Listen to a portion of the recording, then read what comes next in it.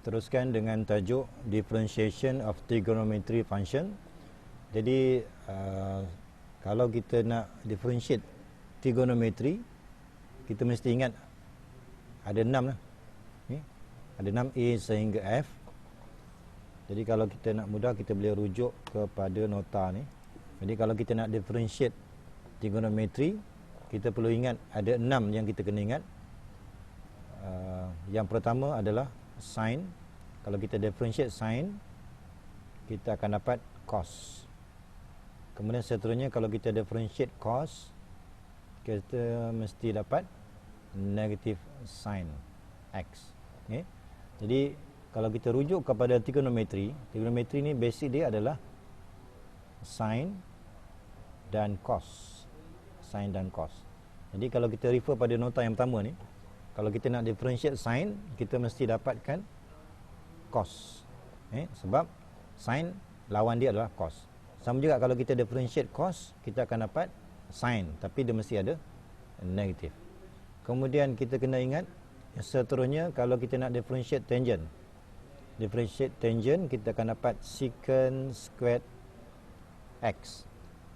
Kemudian seterusnya, kalau kita nak differentiate cotangent, kita akan dapat negatif cosec squared x.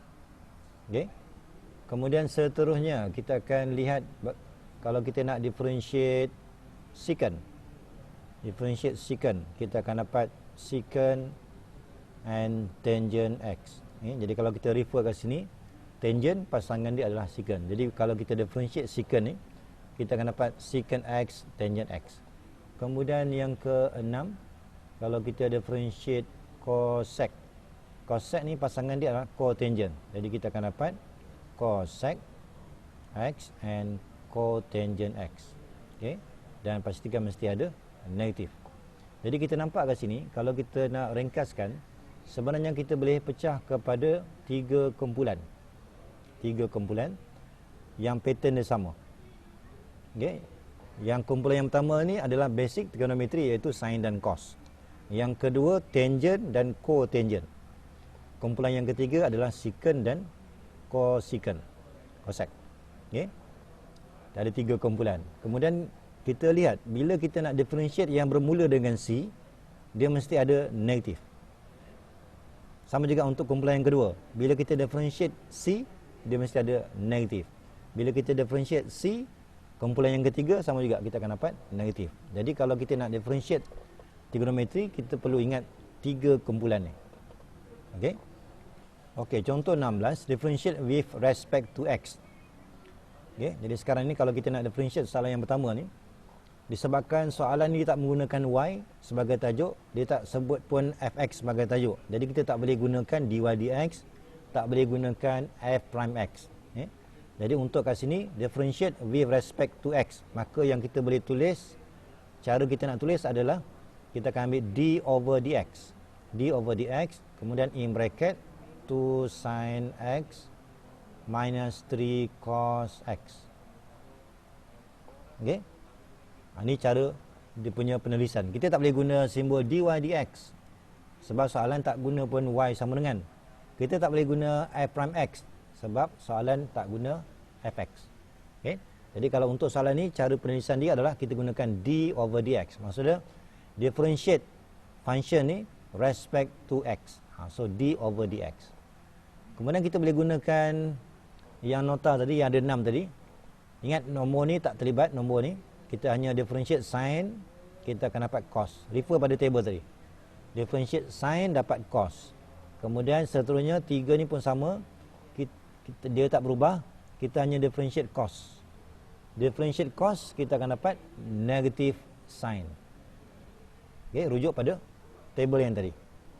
Kemudian kita ringkaskan, maka jawapan kita adalah 2 cos x plus 3 sin x. Okay, ini untuk soalan yang pertama. Okey, seterusnya kita lihat untuk soalan yang kedua. Soalan B. Okey, soalan B. Sama juga penulisan dia adalah d over dx. Dan 4 tangent x minus 5 over x. Jadi kalau kita nak differentiate ni, yang pertama kena pastikan mesti dalam bentuk X kuasa berapa. Jadi untuk 5 per X ni, kita kena ubah 5X kuasa negatif 1. Kita kena ubah. Okey, kemudian differentiate tangent. So kita dapat 4 secant squared X. Kemudian yang ini adalah function yang biasa. So kita turunkan kuasa, dia akan dapat negative 1 multiply by negative 5. So kita dapat positive 5 and then X to the power of negative 2. Okey. So kita simplify untuk jawapan akhir dia, 4 secant squared X plus 5 over X squared. Biasanya jawapannya kita akan biarkan dalam bentuk X kuasa positif. So untuk jadikan dia positif, turunkan dia ke bawah je. Kita lihat soalan C ni. Differentiate respect to X 4 cos X plus 3 cosecant X. Okay.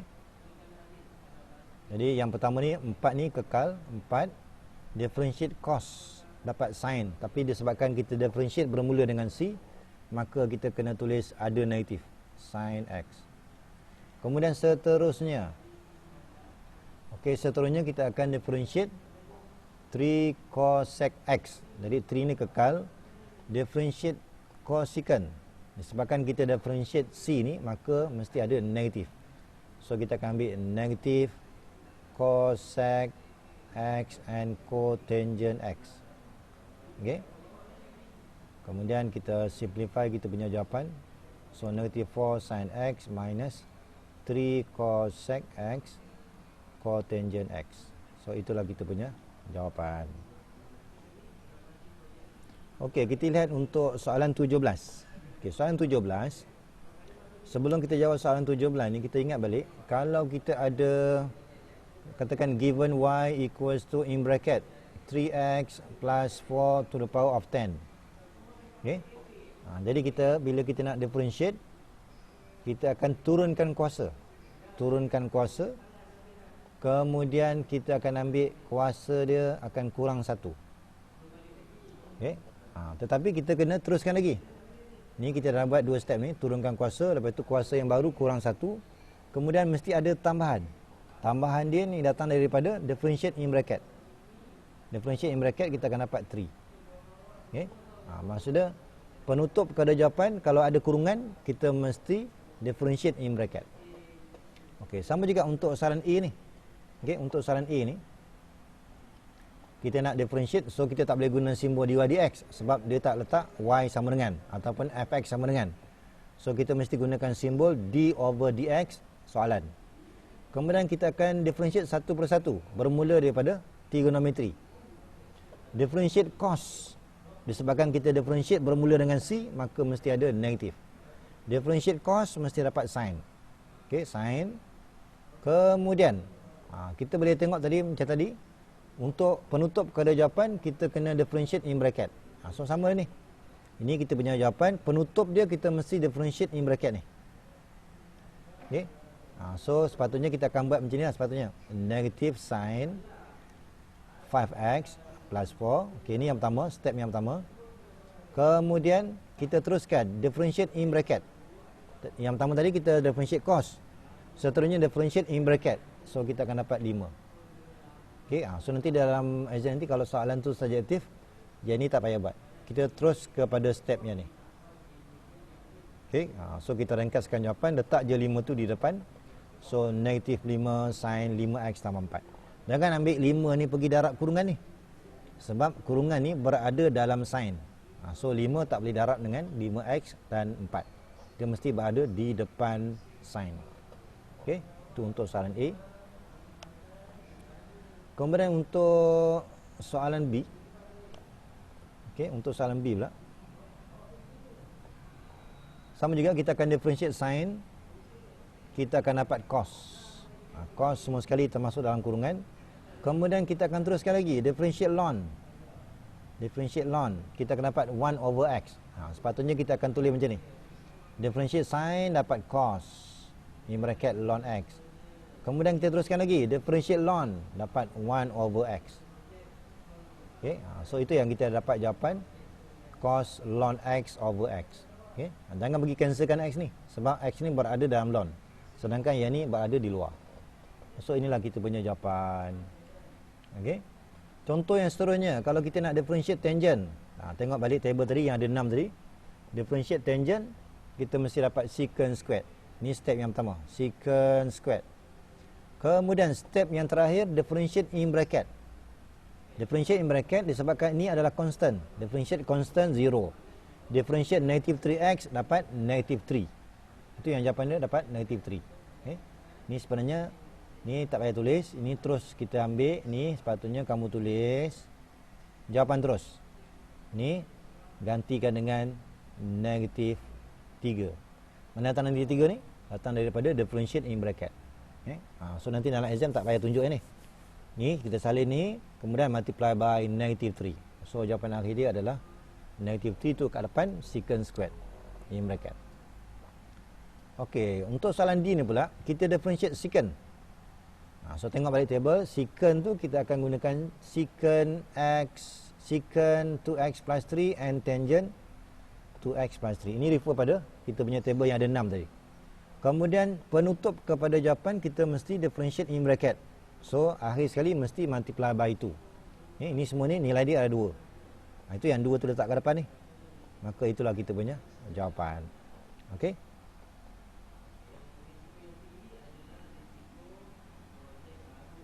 Okey, ini nota ni adalah untuk kalau kita jumpa kita nak differentiate trigonometri tapi ada kuasa. Okey. Okey, saya terus kepada contoh 18. Okey, kalau kita tengok soalan ini. Okey. Kalau kita tengok soalan ini, kalau ada kuasa, dia sama macam tadilah. Kalau saya bagi contoh y equals to 3x plus 4 to the power of 10. Maka kalau kuasa, kita akan mulakan dengan turunkan kuasa. Step yang pertama. Step yang kedua, kita akan kurang 1 daripada kuasa yang asal. Ini step yang kedua. Kemudian penutup, kita mesti differentiate in bracket. So ada 3 step. Sama dengan untuk trigonometri ni. Sama, kita akan buat 3 step. Okay. Kalau macam ni kita boleh tulis dy dx. Sebab soalan bermula dengan y equals to secant squared x. Okay. Jadi step yang pertama, ni saya tulis kat sini, y equals to secant squared x. So dy over dx. Kita boleh guna kaedah ni. Mesti ada 3 step. Yang pertama, turunkan kuasa. Tu step yang pertama. Turunkan kuasa. Selepas tu, kuasa dia akan jadi daripada 2 jadi kuasa 1. Ini step yang kedua. Kemudian yang terakhir, differentiate in bracket. Kita differentiate secant ni. Secant.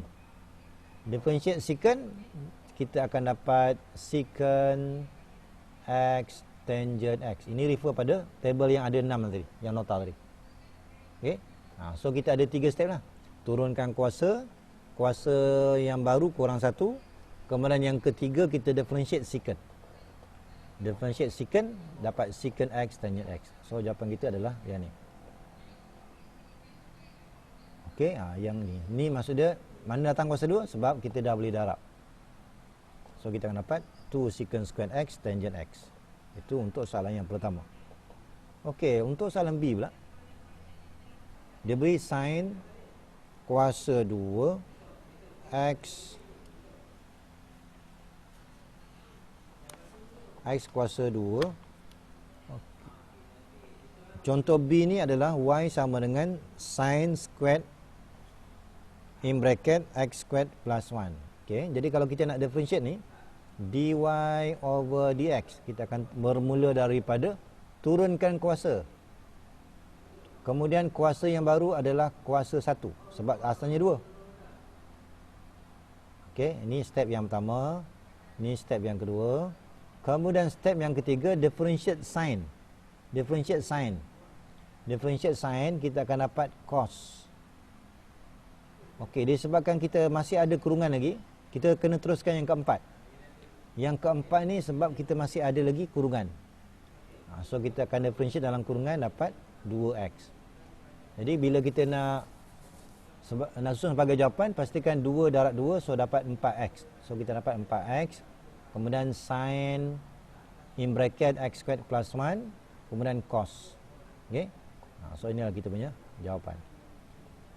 Okey, untuk soalan C pula, diberi y sama dengan cotangent cube x. Jadi kita akan bermula daripada step yang pertama, turunkan kuasa. Kita akan dapat 3. Kuasa yang baru kurang 1. So ni step pertama. Step yang kedua, differentiate in bracket. Maksudnya differentiate cotangent. Differentiate cotangent, kita akan dapat negatif cosec kuasa 2x. Okey. Ini jangan kita differentiate cotangent kuasa 2. Differentiate cotangent je. Differentiate cotangent, maka dapat negatif cosecant squared x. Okey. Kemudian disebabkan yang ini cuma x saja, tak payah teruskan dengan step keempat macam tadi. Yang tadi ni kena teruskan yang keempat sebab dalam kurungan masih ada x kuasa 2 tambah 1. Jadi untuk soalan ni kita hanya buat 3 step je. Okey, kemudian jawapan akhir dia kita boleh rujuk jawapan di sini lah. So negative 3 cotangent x and cosecant squared x.